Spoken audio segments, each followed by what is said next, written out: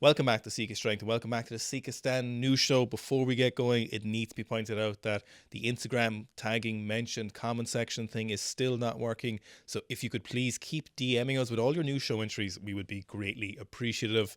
Now, today's news show, of course, is brought to you by the Sika Strength app on iOS and Android. All of those great features, dynamic loading adjustment, Sika Coach Bot. Maybe you've got weak legs, you need to run the RTA 1, RTA 2.0. Maybe you want to become more athletic, more jacked, a little bit more all-round powerful. You want to run the Sika Becoming a Horse program. Part 2 of that will be out this month, so stay tuned for that. And there's a lot of people running that one and loving it, so check that out when you get a chance. Now, speaking of horses, we have got Meso Hasona, the Qatari golden child of weightlifting, throwing up this last heavy clean and jerk session before Qatar, 225 kilo weightlifter. Now, this clean and jerk, I think, is smashing. It's absolutely lovely. This is his last heavy session before the camp. And Meso is always incredibly good at pulling under the clean. I think it's probably because he does so many of those heaving hang clean complexes. But on this is just impeccable. Like, Meso has quite a lot of contact with the bar at the top of his clean, but he rips underneath the barbell. A lot of the time you see people kind of over pulling that clean or making too much contact with the hips. They just don't have the muscle mass. They don't have the kind of grit to pull themselves under. Meso does a phenomenal job of pulling himself under. So the big thing with Meso is that you mightn't think it, but if you see him in real life, he's actually way bigger than you think. He is a proper horse. He's a fridge in real life. It's the first thing I noticed when I saw him for the first time in real life was just how much bigger he was than he actually looked on camera. So obviously he looks quite big on camera and he looks quite thick, but when you see him in real life, it's another added, it's another dimension, you know. It's compared to the average weightlifter, elite weightlifter you see in your everyday life, which is zero. It is a little bit shocking when you see someone else and you're like, holy shit, you're thick. What he reminds me of is the amount of muscle Clarence has on his back. Yes. That massive, broad lats and shoulders. What I really like as well about Meso's setup is that while he might be the only professional weightlifter for Qatar, he has a group of people here. You can see them. We actually met some of these gentlemen when we went to Qatar.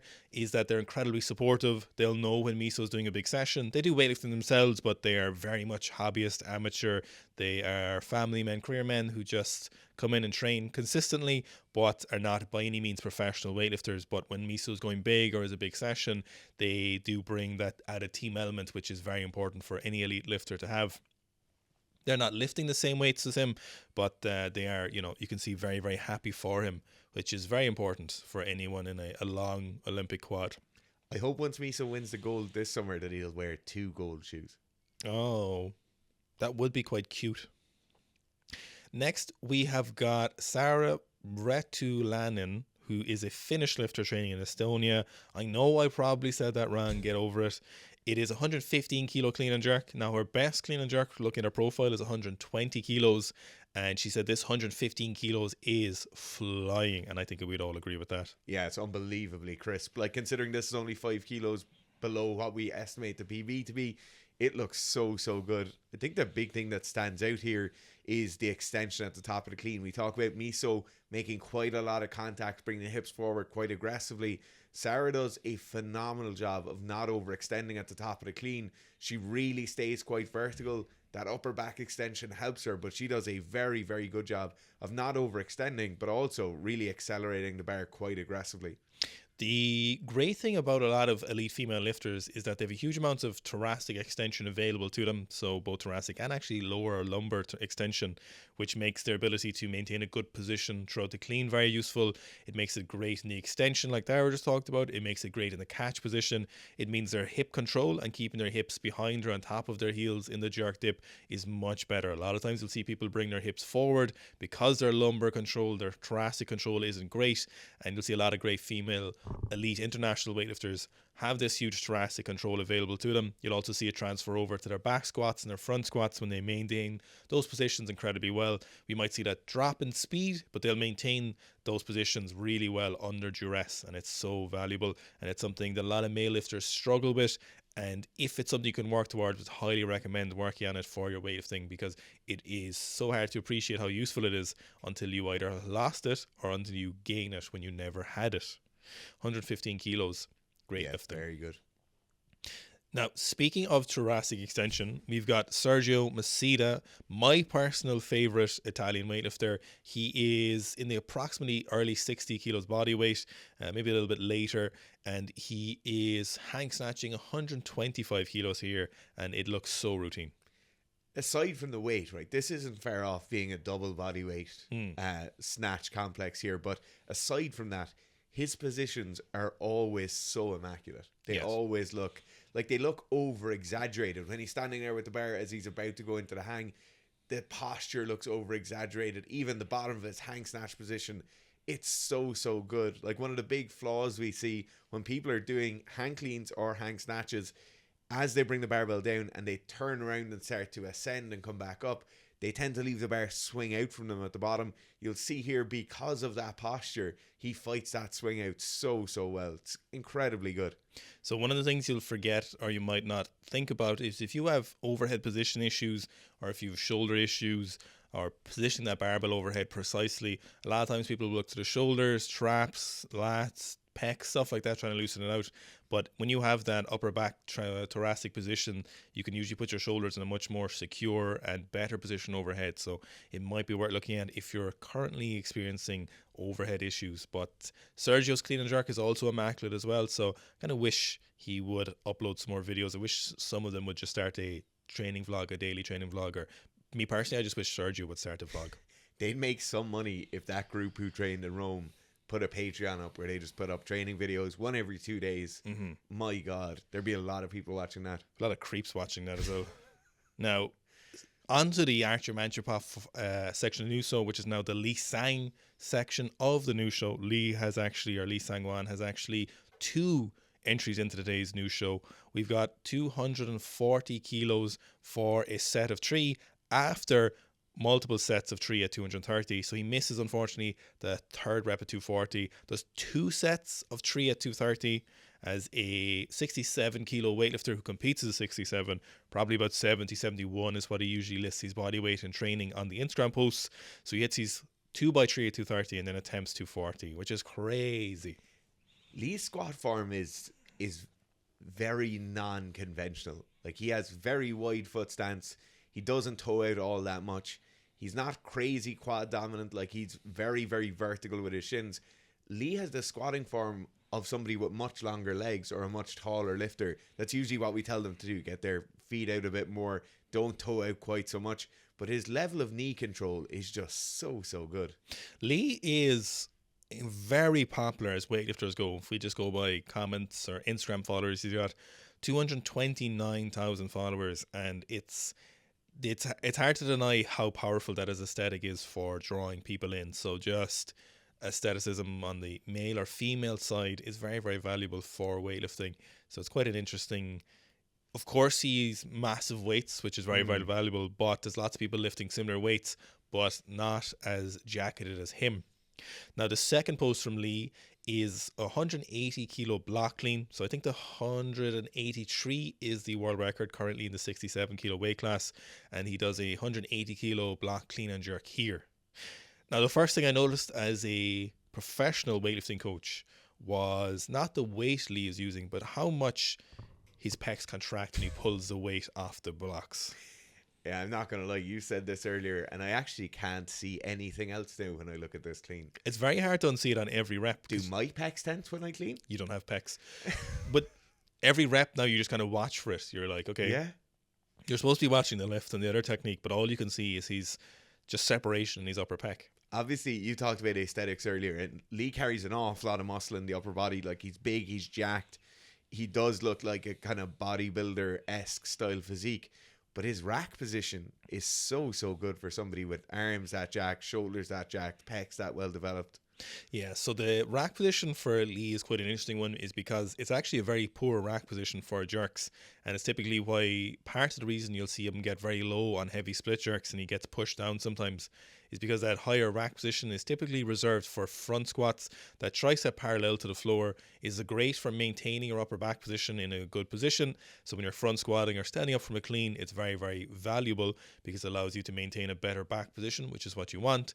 But when we're going to jerk, it adds a lot of extra room or extra distance for your arms to travel. So your elbows have to come down, then your arms go up. Whereas if we have a slightly lower elbow position, usually 45 degrees or lower when we start jerking, we typically have a smoother path. So we have less range of motion for our arms or distance for our arms to travel through to get the overhead position.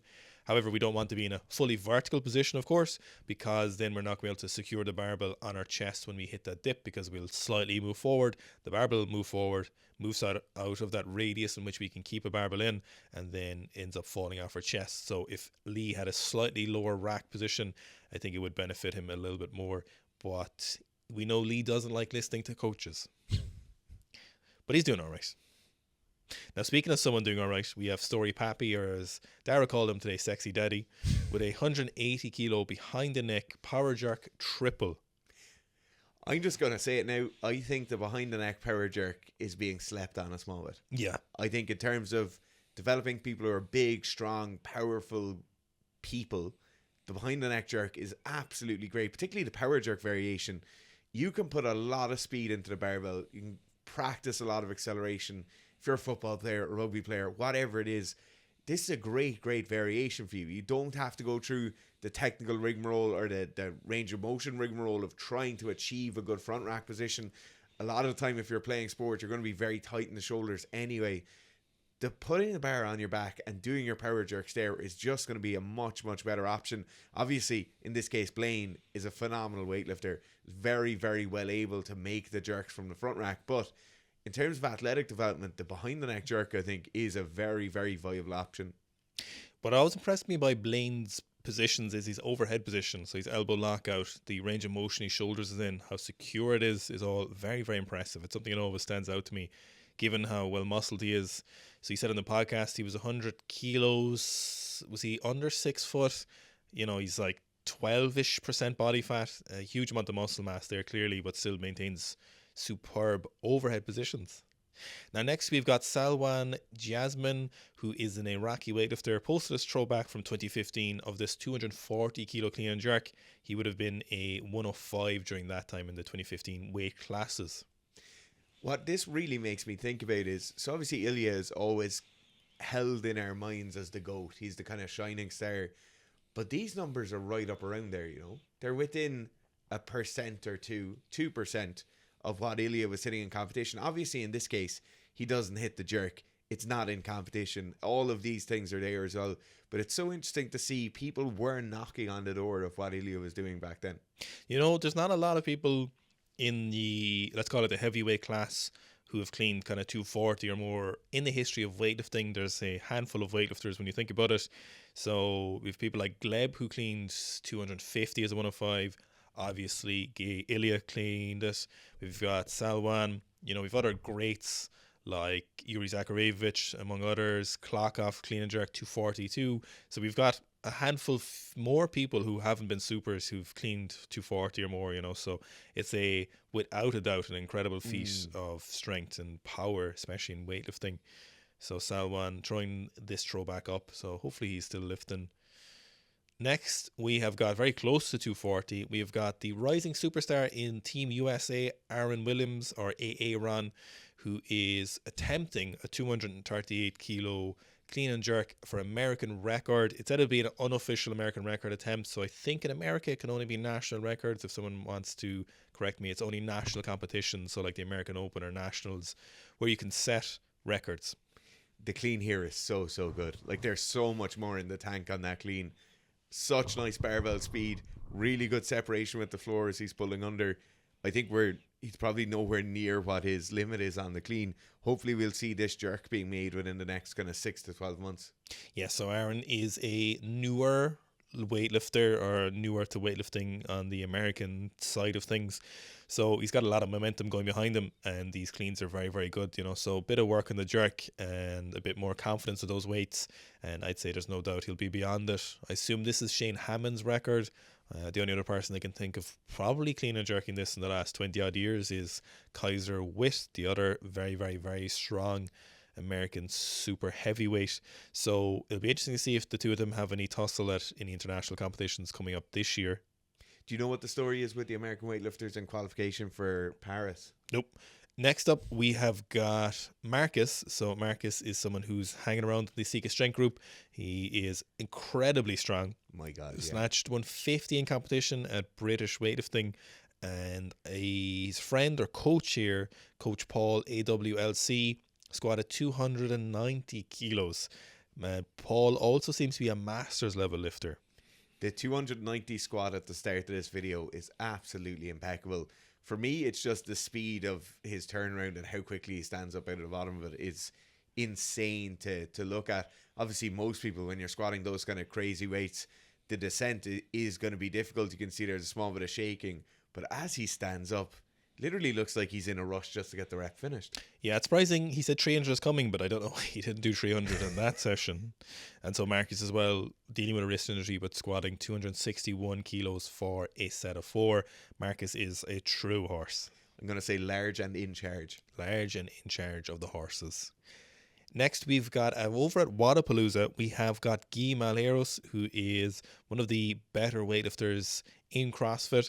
He is doing a snatch plus hang snatch at 140 kilos or 310 pounds. Of course, sand straps, as always is the case with CrossFit competitions. Yeah, like CrossFit gets a very bad rap from people who aren't involved in it, talking about, the quality of the weightlifting or the quality of the movement in general. Some of the weightlifting feats we've seen come out of CrossFit, or the general level of achievement with their weightlifting in the last 5 years, has just been absolutely insane.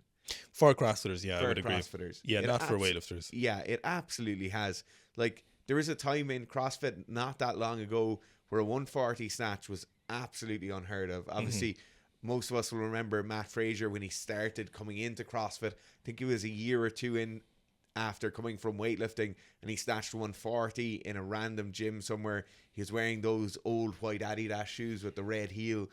That was such a pivotal moment, because suddenly now the weight you had to lift for CrossFit was so much higher. It used to be a thing where you were doing 100, 120 in snatch and clean and jerk, and that was pretty good for kind of national level CrossFit meets. Not anymore. No, the kind of average weight used in CrossFit is definitely winning those events is kind of that 140-ish. You see a lot of the time. I think if I had to guess, if I'd try to predict the future, I'd say this is probably around those numbers, kind of 140, 170-ish, maybe a little bit more, is probably the peak of what you can maintain in CrossFit while still being very good at CrossFit in the other endeavors. I don't think we'll see, I don't think we're going to see this continuing to rise where the average CrossFitter is snatching like 160 or clean and jerking 190 until someone like Anton comes along, I'd imagine, and does something in competition. Next, we have got Tian Tao. So he said, I tried 300 kilos today. It's hard. So Tian, of course, is coming back from a shoulder surgery, which, of course, is not coming at a great time for him. So Tian is keeping his leg strength as strong as possible on this 300 kilos. He said it looks hard, but I don't know if anyone else would agree to him on that. No, it looks so fast.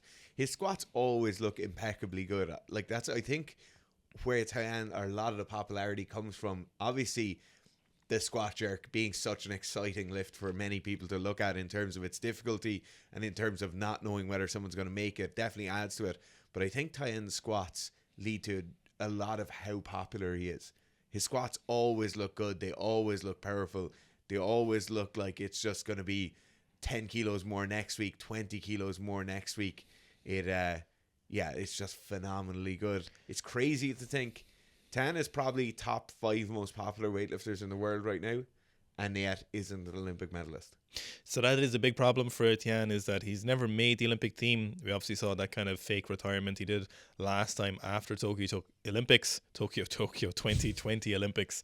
So this shoulder surgery is probably something that obviously had to be done. It was obviously very, very urgent for him to be doing it at this stage. This is essentially a terrible time to be having shoulder surgery or any surgery leading up to the Olympics, especially at this crucial point. If it was something a year ago or 2 years ago, you'd kind of take no notice. But at this stage, when he hasn't made an Olympic team before, The other athletes on the team are in very, very good shape. The only other person in a similar kind of condition is Xizhang, but it's likely Xizhang will come out of the gate very hot in the next couple of competitions we have to see him in for the Olympics. So Tian has made the Olympics before. She has really set his mark in competition when he needs to. Li Huanhua is obviously on a roll, and a lot of those other lighter lifters are doing incredibly well. So Li Dayin is his biggest competition in his current weight class. He seems to be very healthy. We don't seem to see any issues with him. So we're kind of in a position where it probably doesn't look great for Tian. So what he's doing here is he's doing his best to maintain his leg strength as much as possible. You know, he's someone who's done literally tens of thousands of snatches, maybe hundreds of thousands of snatches if you count the barbell all the way up over literally decades of lifting. So he doesn't necessarily have to worry about losing his technique. Really what he has to do is keep his legs strong. He has to be able to regain his confidence on the lifts, especially those heavy clean and jerks, once he gets back to moving those heavy lifts, which I suspect he will. And then his biggest hurdle realistically is showing those coaches that he can make the Olympics, he can medal at the Olympics, he is worthy of going. Because while I don't think he couldn't do another quad, I think if he hasn't made it already, he's on the most competitive weightlifting team in the world. It's unlikely if he doesn't make it this time that he's going to make it next time. Yeah, there's a big difference between 6 months and 4 years and 6 months. Yeah. In terms of staying healthy, staying in good shape, staying relevant on the national team. The thing with the shoulder and the shoulder surgery now is I wonder, was it just an acute injury that just happened? Or was it something chronic that took a long time and they were kind of adding it up in their heads? There comes a point with a lot of surgeries where you just have to pull the trigger, and an incorrect decision might be made, but you're still better off just making it early and getting it out of the way. Yeah, getting it done might not actually set him back that much. It's just the optics of how much it sets him back, because of course that plays into the selection team's mind as well. They're like, oh, he did have that surgery, whereas like Li Dayin didn't have that surgery, or Li Huanhua didn't have that surgery. So it is, me personally, I love Tian, so I'd love to see him make the Olympics, even if it was just this one. But if I was a betting man, I don't think it's this one, unfortunately. But we hope springs eternal, so maybe we might see some. No, I really like watching him lift. He's definitely one of my favorite lifters. Now, speaking of your other favorite lifter, we've got Tank Murakami coming in real hot with this 200 kilo behind the neck thruster. Right, I'm just going to say this now, right? Yeah, go on. The thruster is incredibly impressive, but nothing has impressed me more than how quickly he goes from being at parallel up to the top of that squat. I actually think, looking at this, the barbell moves from his shoulders to almost lockout faster than it goes from above parallel to the top of that squat. So if you watch it, so pretty fast, nothing crazy. But if you look at barbell separation from shoulders to above the head, I think it's faster. This makes no sense. If you blurred that out and just showed somebody moving that quickly, you'd think they were trying to jump onto a box. Which I would be very interested to see on the subject of seeing Tank jump on boxes. I'd love to be pleasantly surprised. I'd love to see him jump the height of that squat rack. I'm going to say 1.2 meters. People always love seeing weightlifters jump high. Yeah. Because it's always like really short jack people or really short, bigger, fatter people jumping super high. I think the thing that makes the weightlifters box jump so impressive as well is they can go crazy high because they land on the top of a very deep squat. Yes. And maybe their center mass isn't moving that well, but an essential part of their sport is extending upwards as quickly as possible and then pulling their knees and hips and everything up into themselves as quickly as they can. I would bet we would be pleasantly surprised by Lash's box jump. Yes. I could see that being a case. Now, this is the weightlifting section. Because it's a split jerk, it's Mitchell Hooper, who is doing a 211 kilo or 465 pound split jerk from the rack at Wadapalooza, getting a coaching session in by our boy out there in the field, or on a field reporter, Coach Zach Talander. Boots on the ground. Boots on the ground. Barefoot running shoes on the ground. I'm at the wrong airport. What shocks me every time I see Mitchell Hooper lifting is how good his overhead positions are. Yes. Firstly, for a strong man to be able to front rack a barbell makes no sense. Shouldn't be able to happen. And for him to be able to lock his elbows out overhead as efficiently and as expediently as he does here, it's ludicrous. Yeah, there's a lot more. Like, we see him progressing very fast, you know. Yeah. I know he says it's his first time split jerking, but it's not like he's never put stuff overhead in an aggressive fashion, you know. So it's not like, you don't feel too bad for people watching. Don't feel like he just went to 211 after never lifting weights overhead. You know, he's obviously done a huge amount of overhead work for strongman, so it's like a different variation of overhead stuff. But I could see him doing 230 in the next like month, 2 months. The thing I was just about to bring up was, you never ever see someone hitting 210 or 211 and then saying, "Oh yeah, you'll hit 230 soon." Mm-hmm. You're like, that's amazing, a 211, good job. Almost never happens. Yeah, Mitchell, very popular. Yeah, seems like a nice guy. Got a weird Irish accent, that kind of The Canadian, the cultural thing. So here we've got another throwback from Artem Okulov, with a 180 kilo power clean, front squat, jerk. Precision and control. Yes. This video makes me want to weightlifting again. Does it really? It actually does, yeah. Which is ludicrous because Klokhov's not even in it, and I hated weightlifting. But this is just unbelievable. I love it. I love how fast he goes and then how quickly he stops. Do you get what I mean by that? On that first power clean, just bop. Yeah. What I love is Artem's jerk. His clean has always kind of bothered me since day one. We're talking 12 years ago. Since the first day I saw his clean, I've had kind of on sight. I don't like it. But his jerk is something that is for the history books. What I really love about this is his coach in the background in sliders. Sitting in front of the radiator. Looking pretty jacked. Yeah. It can't be that cold if he's in sliders. But could be aircon actually. He's also in the upside down Noah's Ark training hall. Which is, as we know, one of the greatest training halls. Plus 15 kilos immediately. Does it make you sad you'll never be in that training hall? No. Oh, that makes me sad. Now, here we have got Johnson Thompson, who's an 800 meter runner, power cleaning 90 and 92 kilos. So, obviously, right, the level of female weightlifting is progressing incredibly quickly, unlike we've ever seen before in the sport, right? And for that reason, you hear of a female power cleaning 90 kilos or above, and you think, oh, maybe that's not that crazy impressive. This is somebody who's probably in the high 40 or low 50 kilo body weight range, and she's power cleaning 95 kilos. 92 kilos, sorry. How absolutely absurdly impressive is that? You know how much of a contrarian I am. So, obviously, look, her technique isn't amazing.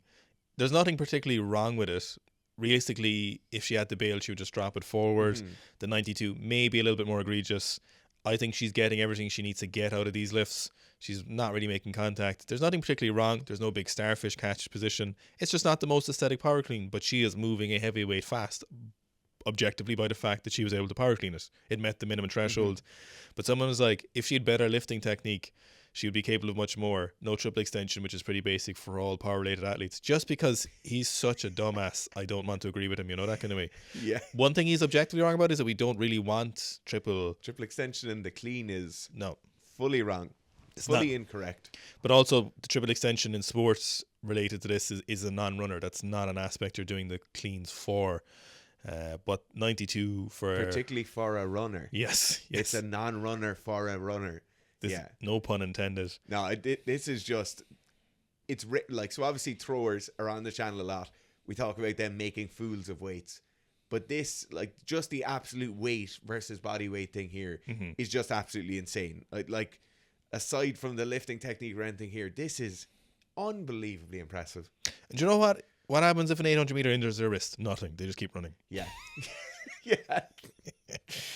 So next, we're moving on to some rugby. So we've Asafo, the absolute monster, a Mua, who's a New Zealand rugby player, benching 195 kilos, which seems to be what the strongest rugby players seem to get to. Maybe 200. But yeah, I was just about to say, around the 200 kilo mark seems to be the kind of place where strong front rows live at the moment. Yeah, what I love is that they just go to town on themselves on the bench press. They do not give up.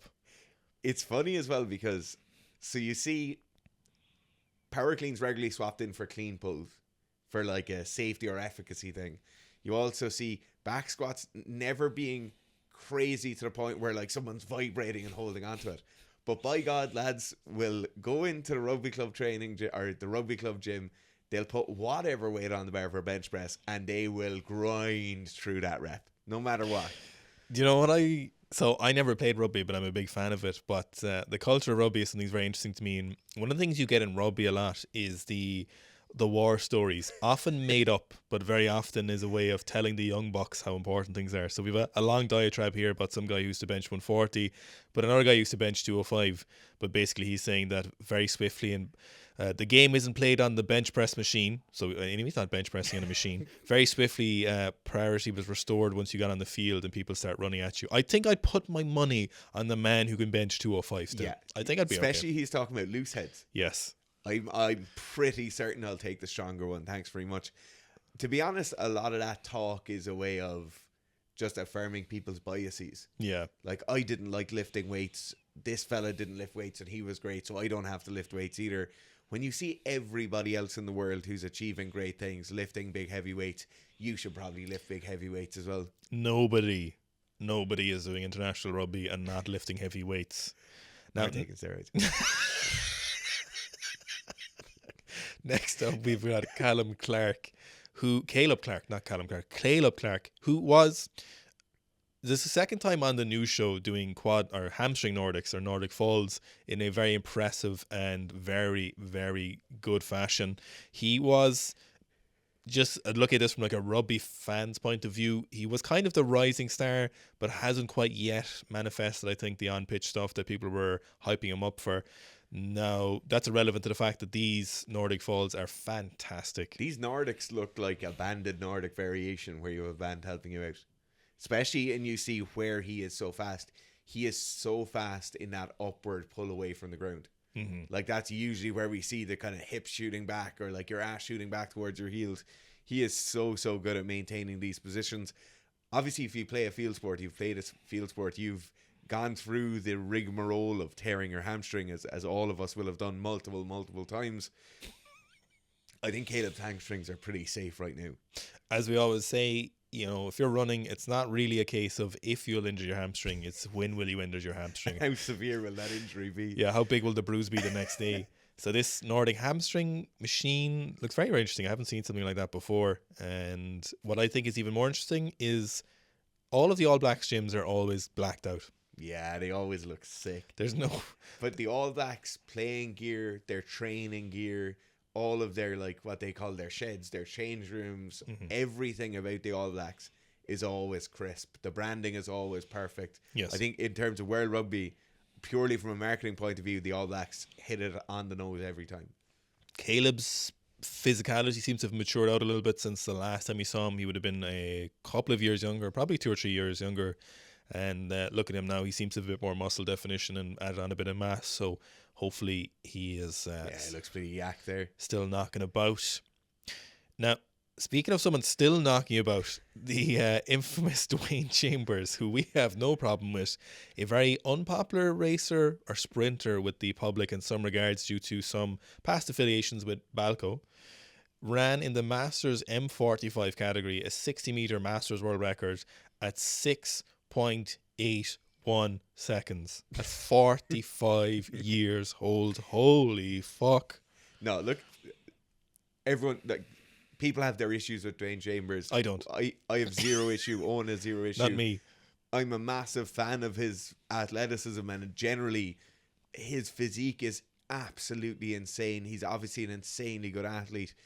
But people doing this, so he's 45 years of age and he just broke a world record for, is it M45 is how they classify it, 60-meter indoor sprinting.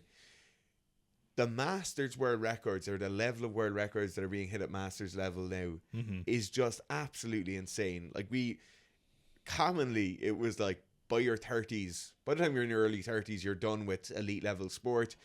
Then you kind of had this slow creep in where we saw people in their early to mid 30s getting these bigger and bigger contracts. Like in the Premiership soccer, you saw players lasting a small bit longer. But now we have a level where, in this case, Dwain Chambers, but also if you look back to weightlifting, people like Liu Xiaojun are achieving absolutely phenomenal results much, much later in their career. Yeah, so Dwain had his, little positive tests. What I always find very unfair about sprinting is that, or maybe not unfair, but it comes with the territory, is that 60 meters, 100 meter sprinters are probably the most popular Olympic sports when it comes to just general public knows who you are. Usain Bolt probably being a great example, but more people could name more sprinters than they could name any other sport in the Olympics when it comes to someone who's not into a particular sport. And so, unfortunately, when they test positive, they often get crucified because it's such a big news story. It's easy for headlines to run with it, and Dwain got caught up in that, as did many other sprinters from that era. Now, returning back to the All Blacks, we have Fletcher Newell squatting 265 kilos for a run rep max squat. This is on the All Blacks Instagram, and I assume they're only trying to match the physicality of South Africa and come back and get them.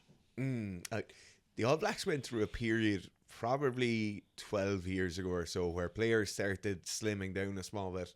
Very much a focus on athleticism. Not that that focus has dwindled at all. We see some heavier lifting going on now, or they tend to be trending back there. Obviously, World Rugby is trending bigger and bigger and bigger. Everyone constantly thinks, like, there seems to be a yearly discussion around this year it's going to change now. You know, we're going to have lighter players moving the ball around more, less of these massive impacts. But it really does seem to be trending larger and bigger and more powerful all the time.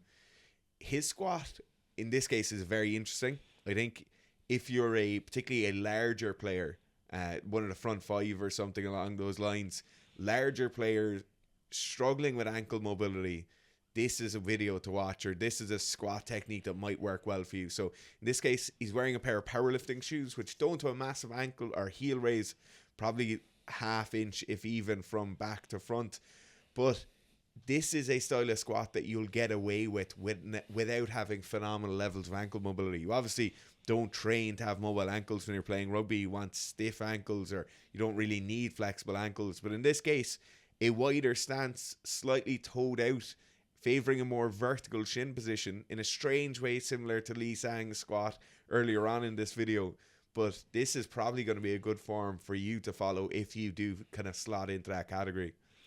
Yeah, so I think like 2 World Cups ago, we saw a very light, or relative to other teams, All Blacks team. And then the most recent World Cup, they were kind of what I would call medium, if you compare them to maybe the South African team or some of the Irish players, or to be honest, a lot of the other teams. They were not quite as big as them, but they were definitely more of a match in terms of physicality this time around. So it'd be interesting to see if they keep going in that direction again. There are some great under-the-counter stories of international rugby players squatting 320 when they're still in school and 17 years old.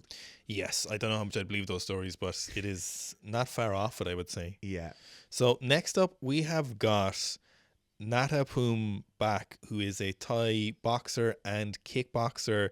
Now, look, I'll be honest, I don't know much about Thai kickboxing in the local circuit in Thailand, but his physicality in terms of his actual shape and the size of his legs was very, very noteworthy. So if anyone does follow Thai kickboxing, he's quite a few followers on Instagram, 117,000, so he must be of some note, to assume, unless this is just pure followers. But in terms of his actual competitive nature, I'd be very, very interested to see how good he is, because typically, and I would actually be inclined to agree, as having a black belt in Taekwondo when I was 12, so I am pretty deadly with my legs.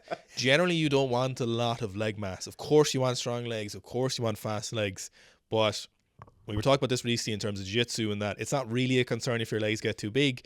It won't happen by accident. You know, it's not really a concern. But for kickboxers, while it again won't happen by accident, it is certainly a consideration, because you don't need a huge amount of muscle mass for a lot of power, but it is something that's an interesting thought when you look at someone like this. Yeah, he's in phenomenal shape. Yes.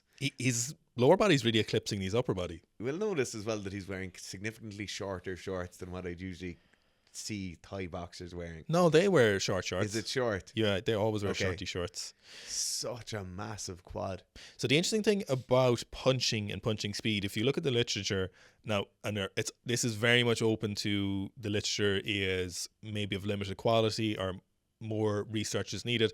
A lot of times they'll find is that punching power is more related to lower body strength and power than it is to upper body. So like if you look at bench press versus squat, and fairly consistently you'll see the lower body is more important, which I know makes sense in terms of punching from your base, hips, legs, etc., all of that. But it's I would be interested to see how that research develops, because there is a bit more every few years. Yeah, it's certainly an area of massive nuance. Now, speaking of massive with no nuance, we have Mark Felix at 57, I hear, lads. deadlifting 370 kilos. Mark Felix is probably one of the most famous and possibly lovable strongmen. He has been at this for a very, very long time. At 57 years old, deadlifting 370 kilos, and they said they still want to hit the 400 at 57. Notable of Mark is that he still works, I believe, as a plaster in the UK. No way. Yeah. And he's this strong. Oh, he's that strong. Like, He is obviously, him. we just talked about it is Himothy. We talked earlier in the new show about like masters level competition just getting so much better. 57 years old, and he's talking about deadlifting 400 kilos. Like, just on last week's new show, we talked about Jamal Browner doing the 400 kilo deadlifts for reps, and Ivan Makarov challenging him and them kind of sparring over and back on that. But in this case, a man who's almost in his 60s talking about doing it for a single. Yes. What you also need to Google as well is Mark Felix's hand size, which is incredible. So Mark has been at it for a very long time and been up there with the younger international level strongmen. So on that thread of people being older and still doing stuff. Next, we have got Chelsea Enamore doing a 230 kilo conventional deadlift. Now, other than Lucy Strongman, who we've seen, I think, do 300 kilos on the elephant bar, I don't think we've seen a heavier female conventional deadlift on the new show, unless someone wants to correct me.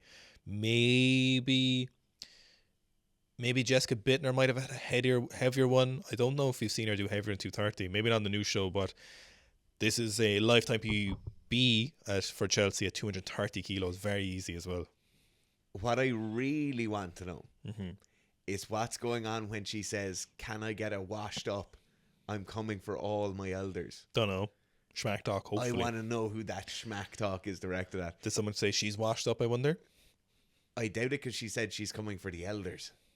So you might think that, I don't know. I'm reading into things that I don't know anything about. The deadlift is very, very good. The bar moves with incredible speed. Usually we see in the last kind of third of the conventional deadlift, the bar slowing down quite a lot. There's absolutely none of that going on here. Really, really good lockout. Technically pretty much perfect. Next, we've got probably one of my favourite sets of deadlifts I've seen in a long time. We've Adam Bishop, who is UK's strongest man twice, doing a set of 380 kilos for a set of 5, but seems to be just in home gym, 380 kilos, conventional, not wearing a suit from what we can see here, and just really moving these as casual as you can move 380 for a set of 5 in the conventional deadlift, I think. Yeah, absolutely. There's something that just makes it so much better when you're training in the shed. It sure does. It really does add a massive amount to it. They're lovely looking deadlifts. What I really like about them is just how positive the lockout is at the top. There's nothing crazy. There's no major hitching or anything. Just perfect every time. So he said this 90% of comp weight and I'm feeling good. So said he was sick for the last couple of days, but this conventional deadlift is something else.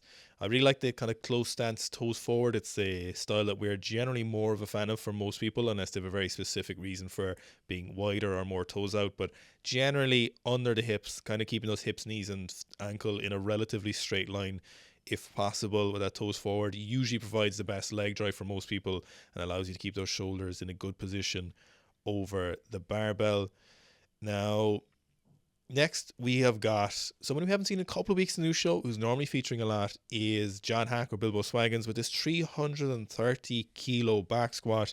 John usually competes as a 90 kilo or 89 kilo lifter. So this 330, in perspective, considering John squats high bar, is ludicrous. Is John peaking for a comp at the moment? Did I see that in the last few weeks on his Instagram? No idea.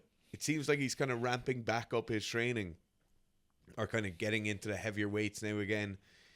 His squat form is so unconventional. That low elbow, super vertical forearm position just looks so strange, but by God, does it work for him.